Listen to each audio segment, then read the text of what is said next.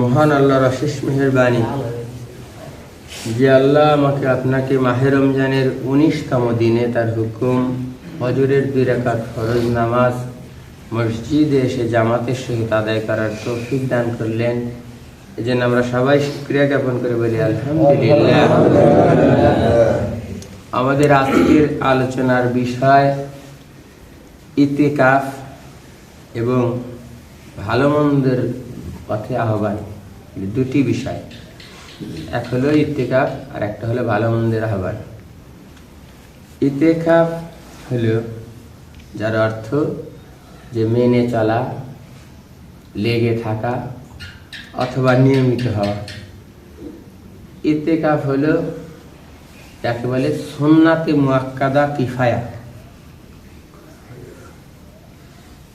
একটা মহল্লায় যত মানুষ আছে তাদের পক্ষ থেকে কেউ যদি এই ইতিকাফ করে তাহলে হলো সবার পক্ষ থেকে আদায় হবে, আর যদি কেউ একজনও না করে তাহলে সবাই গুনাহগার হবে।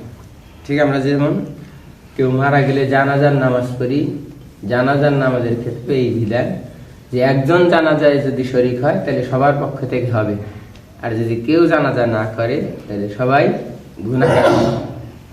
ইতিকাফ কত বড় গুরুত্বপূর্ণ আপনি এককভাবে মনে করতে পারেন ব্যাপার না, কিন্তু আপনার সমস্যা থাকতে পারে, আমার সমস্যা থাকতে পারে যে আমি পারতেছি না, আমি এই করি, আমার এই ব্যস্ততা, কিন্তু কেউ একজন আছে তো তার করা উচিত।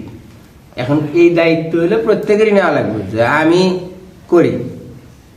করি আমার আদায় হইল, সাথে সাথে আমি মহল্লার জন্য একটা বিশেষ দায়িত্ব নিয়েও করলাম।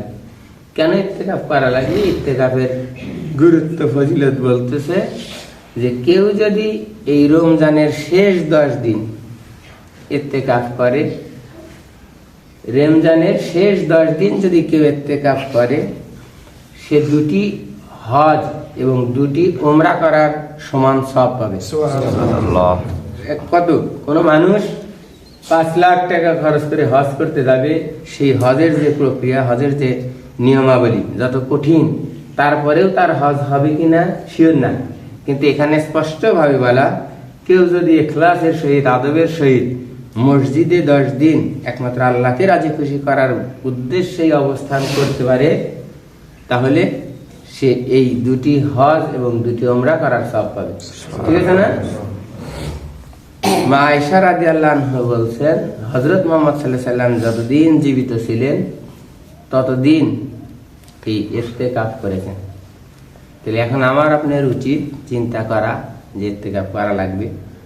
এখন আমি যে আপনি যদি নাও হই এতটুকু উদ্যোগ নেওয়া যে ভাই আমি পারতেছি না, তোমার তো তেমন কোনো জুলুম নাই, তুমি বইসো, তোমার কি সমস্যা, আর্থিক সমস্যা আমার কাছে না, এরকম আছে, এইটা করার কারণে তার কামলা কামাই, অমুক কামাই, তমুক কামাই, তাকেও যদি দরকার হলে অনুরোধ বিনয় করে বসানো যায়, তার বিষয়টা দেখলাম, তার সুযোগ সুবিধা, ফ্যামিলির আর্থিক বিষয়টা দেখলাম, তাও বসানো লাগবে। ঠিক আছে না? এবং আজকে হলো 19তম, অর্থাৎ আগামীকাল শুক্রবার আসর নামাজের পরে, মানে কথা সূর্য ডোবার আগে আসতে হবে এবং শাওয়ালের চাঁদ অর্থাৎ ঈদের চাঁদ দেখার আগ পর্যন্ত তাকে এই বাউন্ডারি, মসজিদের বাউন্ডারিতে থাকতে হবে। ঠিক আছে? এটা হলো ইতিকাফ। এখন এই ইতিকাফ আমার আপনার প্রস্তুতি আজকে বললাম, আজকে আসের সময় একটু ভাইবা চিন্তা দেখেন কি করা যায়, এটা করা লাগবে, গুরুত্বপূর্ণ ব্যাপার। ওই যে বললাম কেউ একজনও যদি না থাকে তাহলে কিন্তু আমরা সবাই গুনাহগার হয়ে যাব।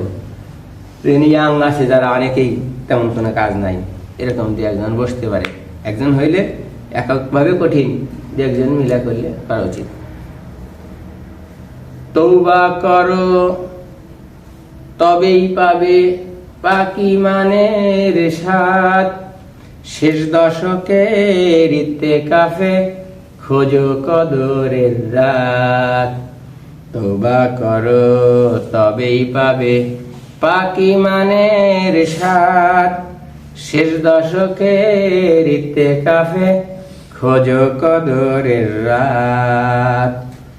রমজানে যে না পাই ক্ষমা, রমজানে যে না পাই ক্ষমা, সেই তো নাদান।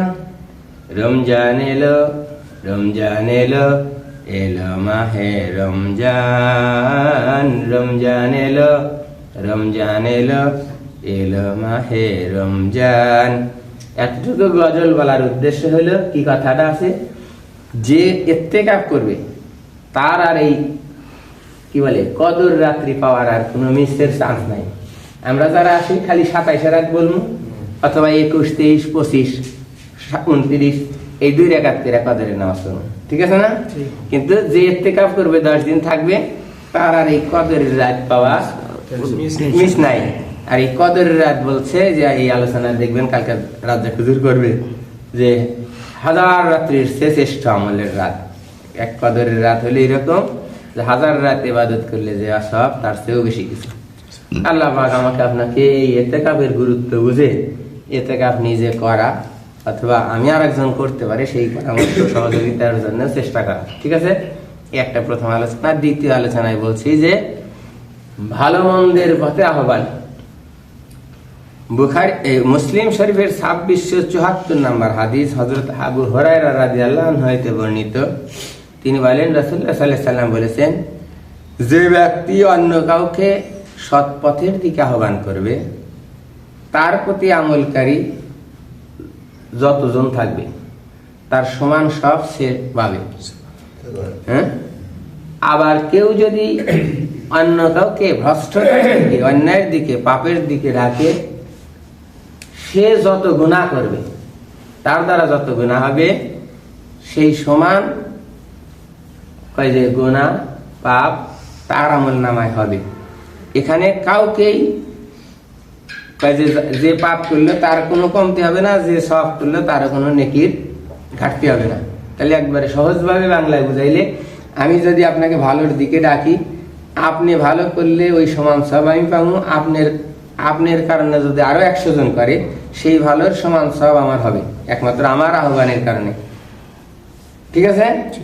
আবার উল্টা দিকে আমি যদি আপনাকে ভ্রষ্টতার দিকে, অন্যায়ের দিকে ডাকি, খারাপের দিকে ডাকি, আপনি যত খারাপ করবেন এই আমার কথার কারণে, এবং আপনার হয়া যত অনুসারী করবে যত খারাপ, এর সমান পাপ গুনাহ আমাকে বহন করা লাগবে, ঠিক আছে না?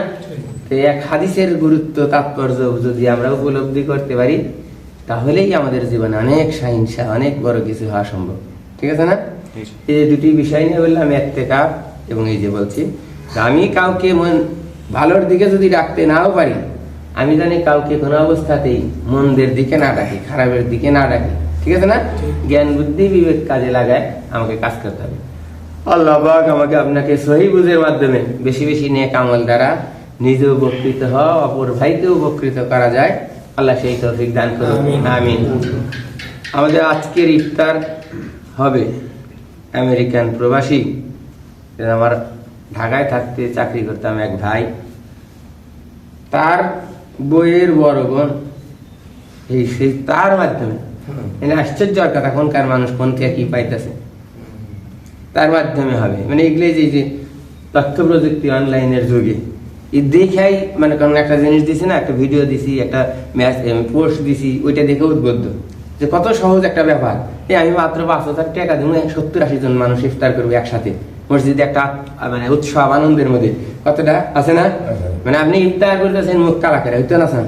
আপনি যখন এই ইফতার সামনে নিয়ে একটা খুশি, এই যে আমরা যে বলি 70-80 জন একসাথে করি না, এটা যে আমরাও যারা করি আমাকে কি অনেক আনন্দ। এই যার যার বাড়িতে যে 10-12 জন চেষ্টা করে, অনেক কষ্ট করে, এক বাড়িতে মুড়ি ছোলা নাই, না খাইলে হবে না, শরবত নাই, আছে, আয়সা করে, এর মধ্যে একটা তৃপ্তি পাই, আনন্দ পাই যে 10 জন। এই যে রোজা নাই, এক মামুন শিশু বাচ্চা, কি খুশি, খুশি না? বিরিয়ানির প্যাকেট পায়, কি খুশি, কি আছে ওই খিচুড়ি প্যাকেট খাইতে পারতো না? এগুলো একটা আনন্দের কথা। আপনি ইবাদত করবেন, যতক্ষণ পর্যন্ত ইবাদত আপনার ভালো লাগা কাজ না করবে, যে ভালো লাগে, ততক্ষণ ওই ইবাদত আপনার কামে দিবে না। আবার কাজে ইবাদত কবুল হওয়ার শর্ত 2টা, এক হলো আপনাকে ভালো লাগতে হবে, আর একটা হলো ইবাদত আমল না করার কারণে আপনার আক্ষেপ, আফসোস হবে, আর আমি করতে পারলাম না। এই 2টা জিনিস কাজ করবেন যখন, তখন মনে করবেন যে আপনার ইবাদত আমল কাজে দিচ্ছে। আল্লাহ পাক সবাইকে সহি বুঝ দান করুক, বেশি বেশি নিয়ে কাজ করার তৌফিক দান করুক, আমিন।